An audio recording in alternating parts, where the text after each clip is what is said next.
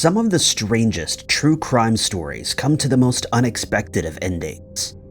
In some cases, police investigators didn't even realize a crime had taken place until years later, while in other cases, the criminal is someone the police never expected to commit such a disturbing true crime. Sometimes the fact the crime is solved at all, decades after it took place, is the most unexpected conclusion. Number 5. A disturbing true crime story that took place in a parking garage elevator in 1967 is one of the oldest cold cases to be solved using genetic genealogy. Susan was 20 years old in 1967. She lived in Seattle and liked to spend a lot of her free time at the Seattle Center Arts and Entertainment Complex, hanging out with friends and taking photos in front of the then relatively new Space Needle. It would be on the grounds of the entertainment complex that Susan was last seen alive, just hours before her true crime story took place. It was a warm July Sunday, and Susan and a friend were spotted with 2 Navy officers enjoying the center. At about 9 p.m., Susan and her friend went back to her apartment, then the two parted ways. On the day of her disappearance, Susan was due at work to start her midnight shift as a records clerk at the local police station. She'd been working there less than a year, but she was a reliable and dependable worker, and her strange absence was noticed by coworkers. At first, they thought Susan had been on a vacation day, but forgot to mark it on the calendar, so they did it for her. Whether anybody had tried to contact Susan to double-check her vacation is unknown. But when Susan was still missing for work again the following day, her coworkers realized something strange had happened. The Tuesday after Susan was last seen, a search began. Susan was nowhere to be found at her apartment, or any indication that this was a crime scene. It looked like she simply left for work and vanished. Over the next couple of days, friends joined the search for Susan. When the Seattle Center parking garage was opened up 2 days later, caretakers made a horrific discovery. This particular parking garage was only open for the weekend. Caretakers had locked up on a Sunday night without checking the premises. They had no idea that it was a crime scene. On Thursday, her missing body was found in the elevator, but this wasn't a tragic accident. Susan had met a vicious and unexpected ending. An autopsy revealed that she likely passed away at around 11 p.m. on the night that she was last seen. The strange mystery had taken place just hours after she had parted ways from her friend. The criminal responsible had covered her nose and mouth with his hand or another object, and this was how she passed away. For police, this criminal investigation was perhaps even more important to them.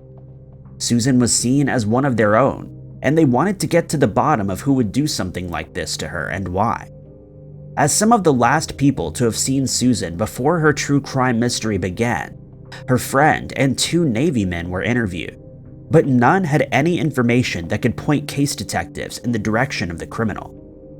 As the investigation continued, though, a witness came forward with a potential suspect. Susan was seen by a clown named Punchy shortly before she vanished without a trace.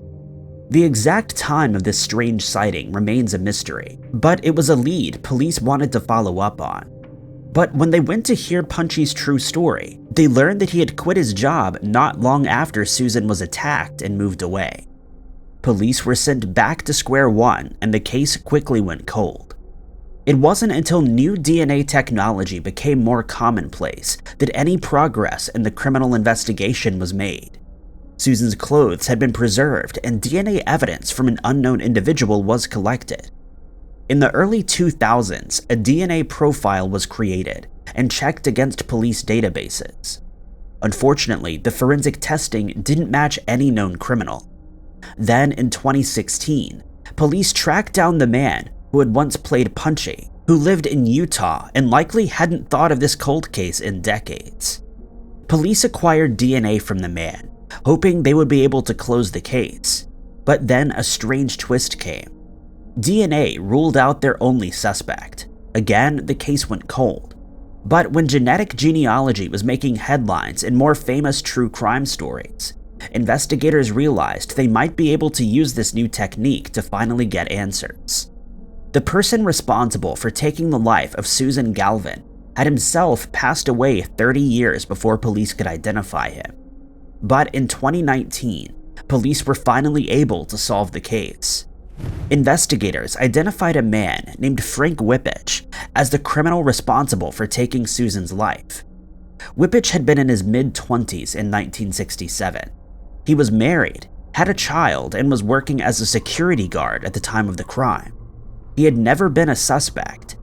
He had little criminal history, and in 1971, the same year his wife left him, he was arrested and charged for larceny. He spent 9 months behind bars, and a few years later he was arrested on a weapons charge that never went to court. In 1987, he passed away due to diabetes complications. His remaining family were shocked to discover that he was now suspected of such a horrific crime, but supported police as his body was exhumed. DNA testing obtained by his remains found that he was responsible for the crime. A final shocking twist to this solved mystery came when his family revealed more details about the weapons charge. He had been pretending to be a police officer and used a weapon during fake traffic stops. While the case didn't go any further at the time, police now wondered if maybe this had been Whippich's way of searching for other victims.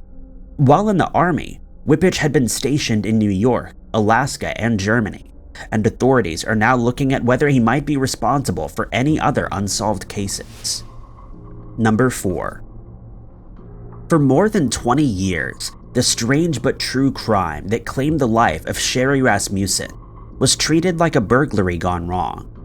It was only after the cold case was reopened for a second time and an overlooked piece of forensic evidence was examined that the dark mystery was unexpectedly solved. Cherie was a talented young woman when the true crime took place. She was 29 years old, but had already risen to the position of director of nursing at a Los Angeles hospital. She could have been a doctor, but decided at the beginning of her career that the nursing hours would make it easier for her to have a family with John Rutan. In November of 1985, they married, and were still in the honeymoon phase when February of the following year came around. The last time John saw his wife alive was on the morning of February 24th. She had told John that she was going to call in sick to work because she didn't want to give a lecture on human resources. He encouraged her to go to work, but she had already decided that this would be a day she'd be missing, and was a person who could not be persuaded once her mind was made. John left at about 7:20 a.m. while Cherie was still in bed, as he had some clothes to take to the dry cleaners before going to work at around 8. Throughout the day, he tried to call Cherie, first at home and then at work. He wasn't too worried when he couldn't get a hold of her, and thought that she had gone to work after all. But when he came home that evening, he stumbled onto a crime scene. The first strange thing was that Cherie's car wasn't in the garage. Then John noticed broken glass on the pavement beneath their balcony. The door from the garage into the house was also left open. And then John found Cherie's body. Cherie had already passed away by the time that John got home. She had 3 bullet holes, 2 of which seemed to have been while the barrel was pressed into her. There was a 4th hole in the glass door that led to the balcony. That was where the glass was from. Cherie also had teeth marks on her arm. The crime scene was a mess. Electronics had been removed and some were piled up by the door, as if the criminal responsible for the crime had been getting ready to take them. John called 911 and immediately the criminal investigation began. The officer in charge was a man named Lyle Mayer. Straight away, Mayer thought he had a robbery gone wrong on his hands. He entertained the idea that John might have been responsible. Most of the time, when a woman passes away in a vicious crime, someone close to her is responsible. But Mayer believed John was genuinely distraught and thought the burglary was much more likely. The bite mark was a strange mystery, as was the fact that the only things stolen were Cherie's car and marriage certificate. But robbery seemed like the obvious answer. As Mayer saw it, the crime story was that burglars had broken in through the unlocked front door. They had collected the electronics when Cherie came down and discovered them. One of them had fled in their car, leaving Cherie to struggle for her life with an accomplice, who then fled in her car. The crime scene itself was meticulously analyzed.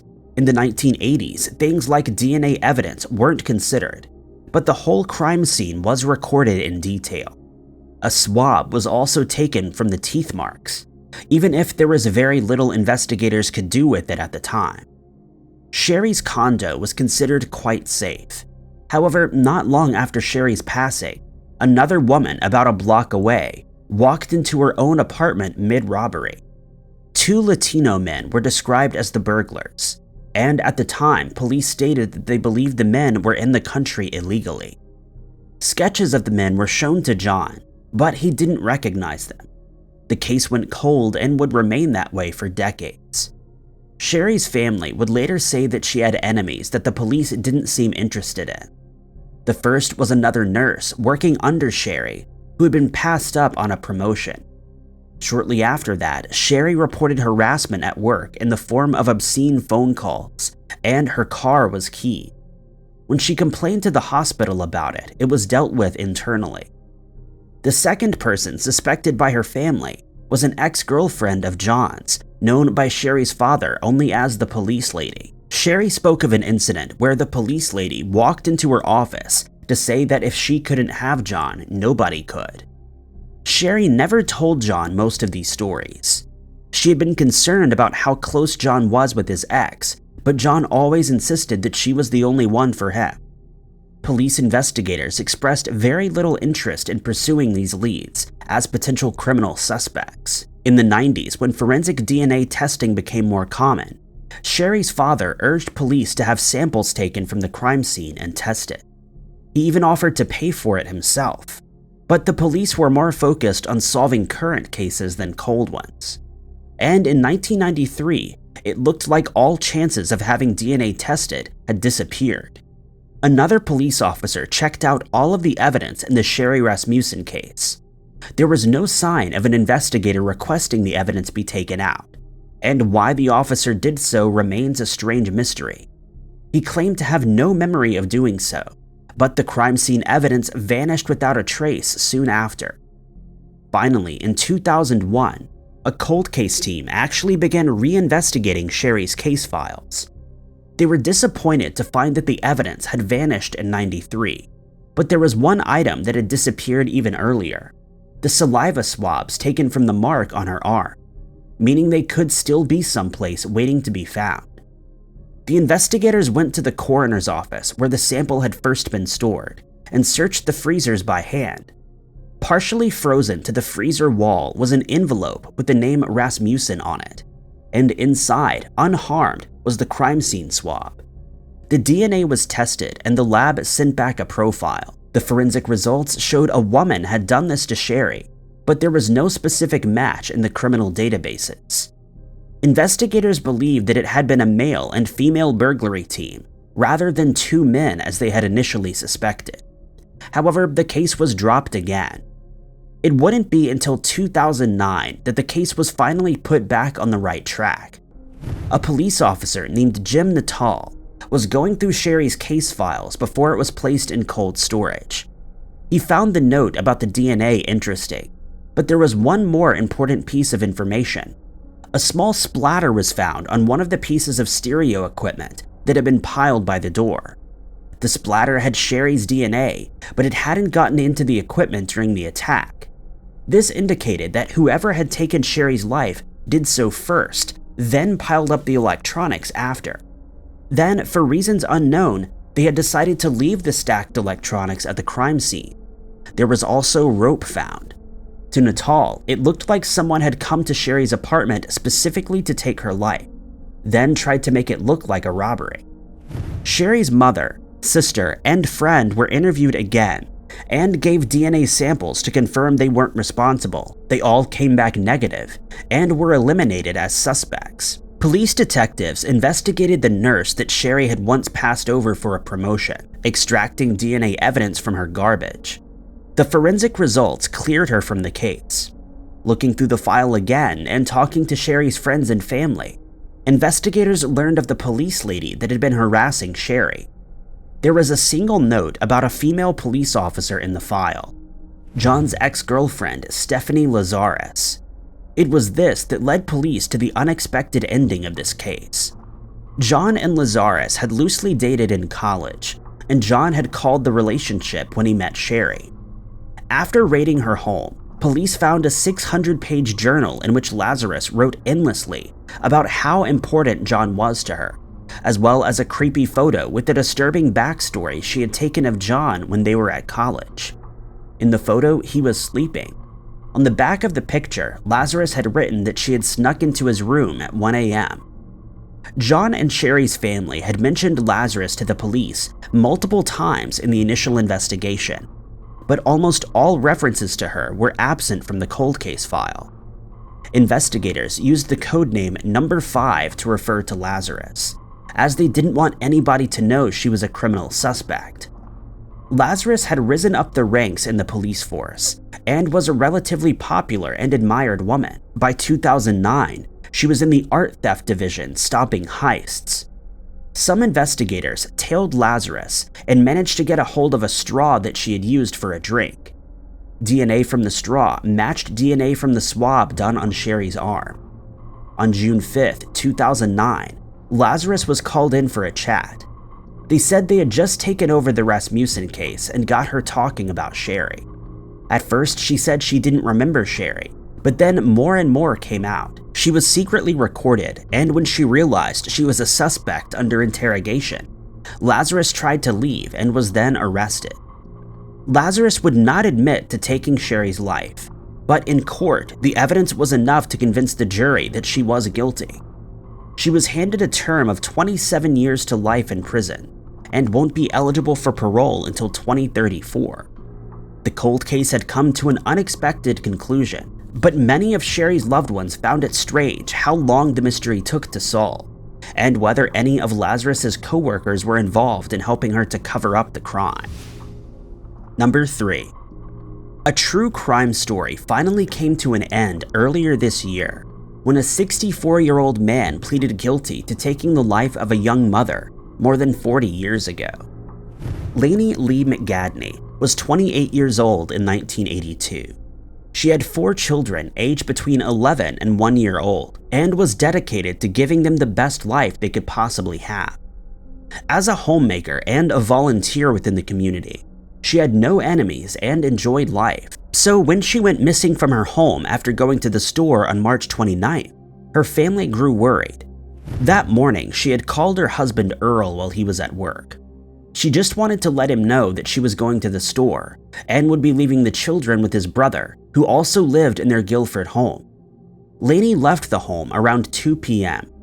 Her nephew saw her at that time riding in a brown car heading away from her home. It was a peculiar sight because Lainey had left the house on foot and would be the first clue in a strange case. Just 45 minutes later, Lainey's missing body would be discovered by 2 men. The crime scene was about a 10-minute drive from where Lainey was last seen alive. At the time, it was an undeveloped piece of land near a high school near a wooded area. Lainey was fully clothed and had succumbed to a sharp object. By the time they found her missing body, she was no longer alive. Lainey was later identified by her family, who were contacted as soon as the police learned of Lainey's missing person case, which was now a criminal investigation. A number of witnesses contacted police to say they had spotted Lainey being kidnapped while she walked to the grocery store, but there was no information about who the person might have been. Those who lived near the crime scene also hadn't heard or seen anything suspicious around the time of her mysterious disappearance. There was one person in particular the police wanted to get in touch with. Before news of the crime was made public, the police received a disturbing phone call.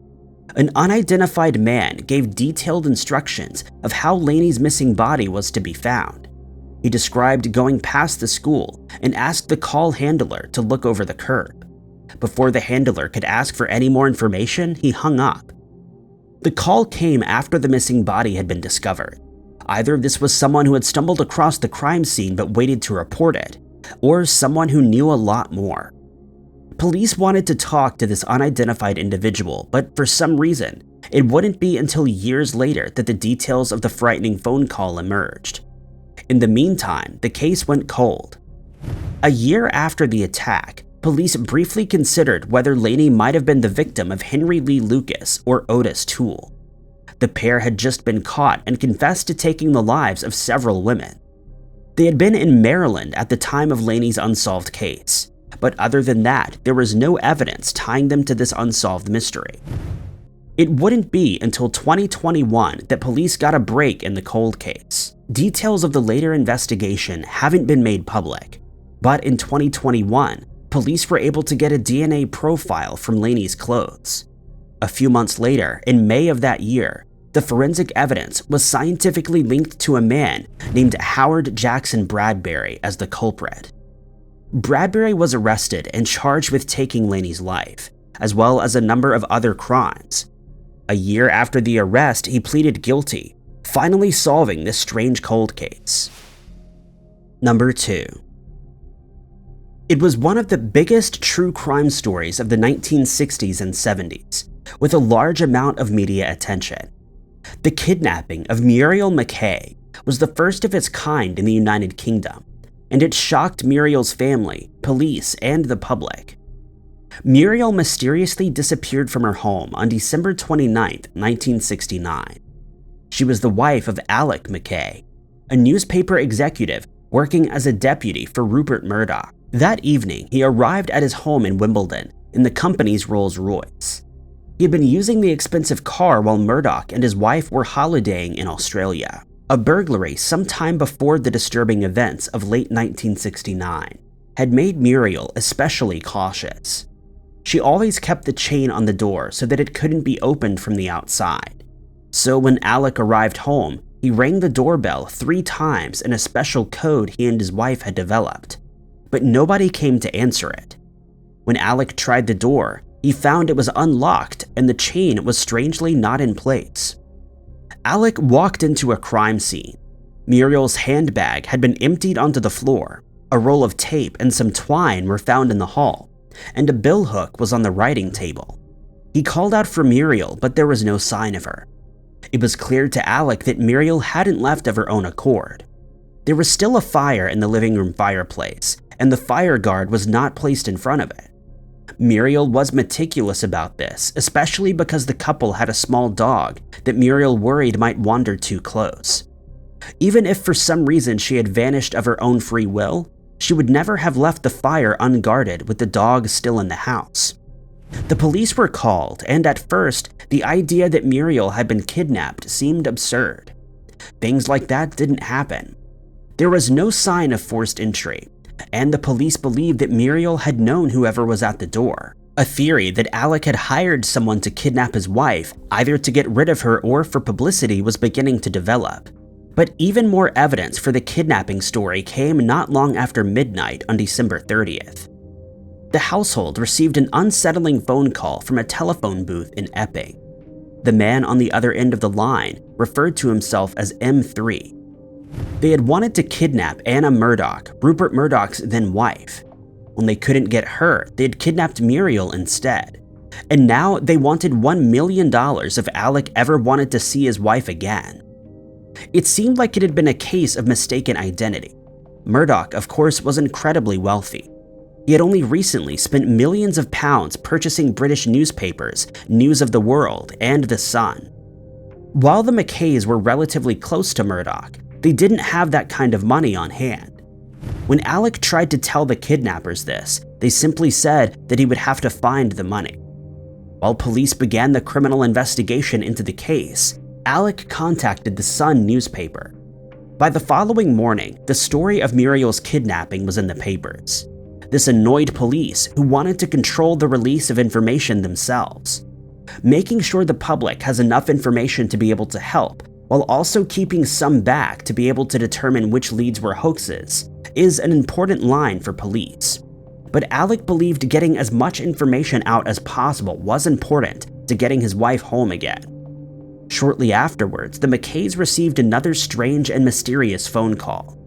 The kidnappers still didn't give any instructions about what to do with the ransom money, but did ask if they had gotten Muriel's letter. The letter came the following day. It was written on a page that seemed to have been ripped out of an exercise book. Muriel seemed to have been blindfolded as she wrote, so the words meandered about the page, but it was clearly from her. She begged her husband to help bring her home and asked what she had done to deserve this. She told him she was thinking of him. Police wanted to keep the letter from the public, but once again, Alec was keen to get the information out, and it appeared in the newspapers the following day. Alec and his family made many TV appearances to appeal for information. His daughter Diane, in particular, was key to the publicity campaign and begged for the case to be solved with her mother's safe return. The mystery took a strange and unexpected twist when Alec also contacted a clairvoyant who had worked on some of the biggest missing person cases to try to help find Muriel. The clairvoyant described a white farmhouse and described the area, but warned that if she wasn't found within 14 days, then the case would have a terrible ending. Police were also using strange and unusual techniques to find Muriel. They had secretly contacted the FBI to try to get advice on how to solve the case, but without any clues, there was little they could do. The kidnappers called the Mckays more than a dozen times between December 29th and February 1st, and multiple letters written by Muriel were sent. However, police didn't believe the new letters had been written recently, and suspected something might have already happened to Muriel, and they would be right. Finally, on February 1st, the kidnappers instructed how the money was to be sent in installments. The first was $500,000 to be delivered by Alec's son, but a police officer went in disguise. There was too big of a police presence though, and the kidnappers called off the drop. New arrangements were made a week later. This time, Alec and Diane were to go, but once again, police lookalikes were sent in their place. They had to travel by train and then taxi to a location in Bishop Stratford and leave the money near a garage. The money was left and police officers waited for the kidnappers to come and collect it. For hours, the money went unclaimed until finally that evening, a couple came to inspect the packages. Unfortunately for the criminal investigation, these weren't the real criminals responsible. It was a concerned couple who told local police about the suspicious packages. Local police didn't know about the undercover operation, and they mistakenly took the cases to the station. Despite this mistake, the investigation yielded its first major clue after a blue Volvo was spotted lurking in the area. Twice it had driven past the same spot, with the driver slowing down to look at the cases from the vehicle. Shortly before the operation was disrupted, it had come past a third time, this time with another occupant inside. Police were able to trace the car to a man named Arthur Hossain. Hossain had come to England from Trinidad some years earlier. His brother, Nizamuddin, had followed shortly afterwards. They had worked various low-paying jobs before purchasing a farm with borrowed money. When police arrived to investigate, they were living in squalor. The farm had various pieces of evidence, including books with pages torn out. The tears matched those from Muriel's letters. Finger and palm prints and ransom notes also linked the Hossain brothers to the unsolved crime, and Nizamuddin's voice matched that of M3. But there was no sign of Muriel herself. The brothers were arrested for kidnapping, blackmail, and ultimately taking Muriel's life. At trial, the true details of their crime story emerged. The brothers were struggling financially when they saw a TV interview with Murdoch outlining how much it cost to expand his media empire to the UK. Hearing of his wealth inspired them to kidnap Anna Murdoch, and they had followed the company's Rolls-Royce to the Mckay's Wimbledon home. It was only after they broke in that they realized their mistake, but decided to go ahead with their plan anyway. The criminal brothers each blamed the other, though it seemed clear Arthur was the one leading Nizamuddin. They were both handed life sentences, and Nizamuddin was deported back to Trinidad. Arthur was a British national who spent the remainder of his life behind bars. The only part of this unsolved case that remained an unsolved mystery was where Muriel's body was. Neither brother had said anything about it during the trial. It wasn't until December of 2021 that any clues would be given. Nizamuddin told the Mckay family lawyer that Muriel had passed away due to heart problems days after she was kidnapped. Her missing body could be found on the farm. He gave detailed instructions of where the body could be found, But when police searched the farm in early 2022, Muriel was never discovered, and so the strangest part of this bizarre case still remains unsolved. Number 1. For almost a decade, nobody realized Carol Packman was missing. It was only after her husband disappeared at sea that any criminal investigation began. Carol had just turned 40 in 1985 and was looking to turn her life around. She had been unhappily married to her husband Russell for decades. In addition to having an affair, he was mentally and physically controlling towards her and their teenage daughter. A few years earlier, before their strange mystery would begin, a young woman named Patricia Cosley was working for Russell's startup business. She generously offered to help solve the Packmans' financial troubles by selling her apartment and giving the money to support the Packmans, who often lived behind their means.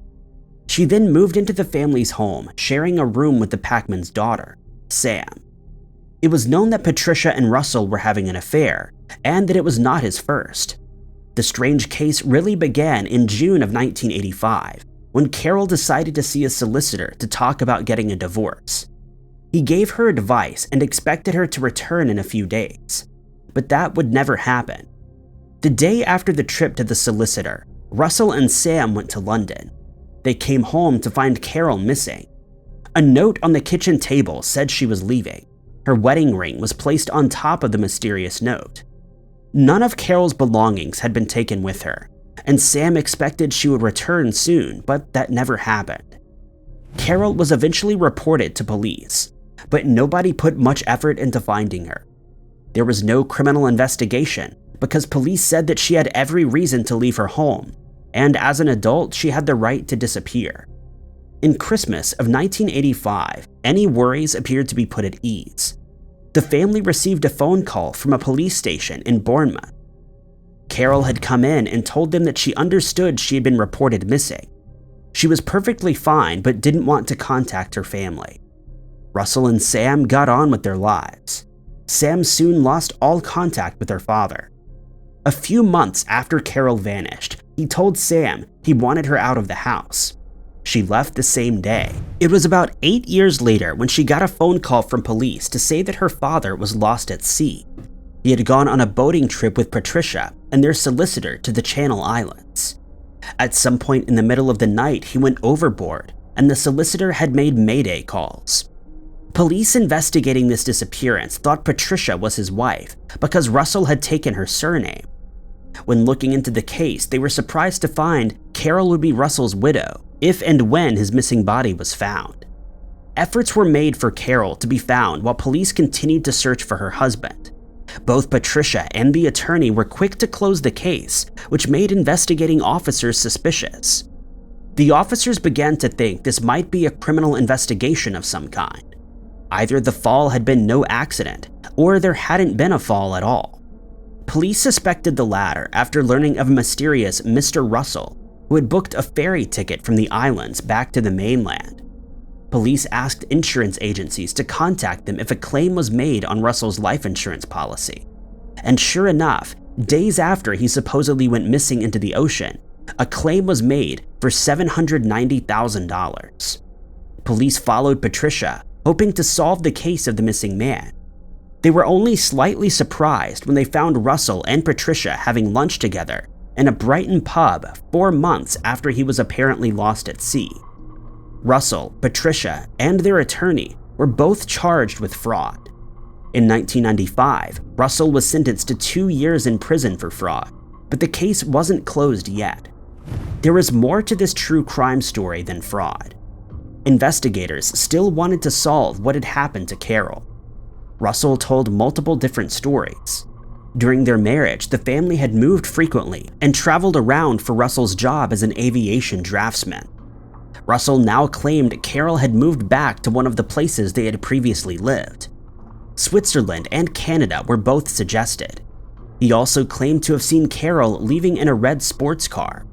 He told investigators he had received a call from Carol when she was living in Canada, and a letter from her that he had since destroyed.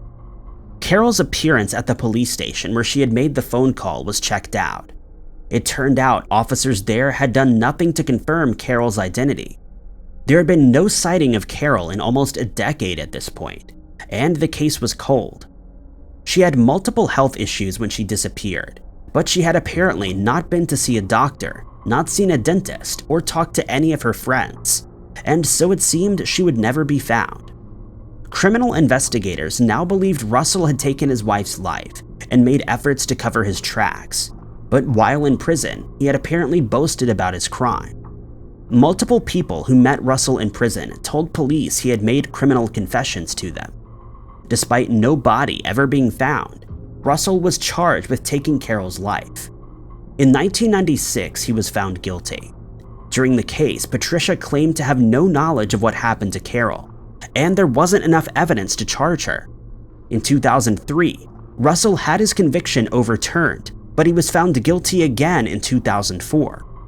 Russell still hasn't told police what he did with Carol's body. In 2020, police followed up on a tip from a man who had been a teenager when Carol vanished. He claimed to have seen Russell burning something in the New Forest a few months after Carol was last seen.